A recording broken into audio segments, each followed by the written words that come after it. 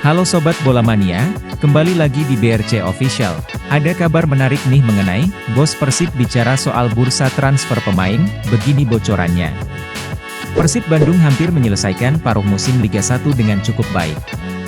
Sampai dengan pekan ke-15, Persib berada di posisi ketiga dengan mengumpulkan 27 poin. Mark Klok CS tersisa 2 pertandingan lagi, satu laga tandang melawan Borneo FC dan kandang kontra PSS Sleman. Apabila Persib berhasil memenangkan 2 laga terakhir, maka mereka bakal mengumpulkan 33 poin dan berpotensi naik peringkat, dengan catatan tim Borneo dan Madura harus kalah atau seri. Menjelang bursa transfer paruh musim ini, ada beberapa radar nama yang dirumorkan bakal merapat ke tim asuhan Bojan Hodak itu. Komisaris PT Persib Bandung Bermartabat, PBB, Umuh Muchtar mengatakan, manajemen belum mau membicarakan soal bursa transfer pemain. Katanya, di tengah tren positif yang sedang dilalui, Umuh ingin fokus menyelesaikan paruh musim ini dengan baik. Dirinya menargetkan, Pangeran Biru tidak keluar dari 3 besar.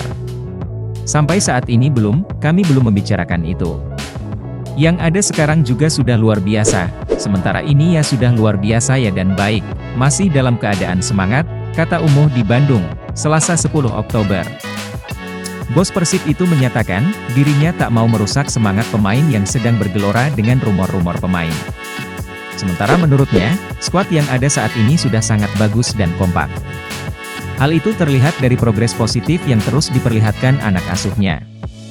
Janganlah, seandainya nanti terganggu, jangan mereka jadi pikiran jadi kaget.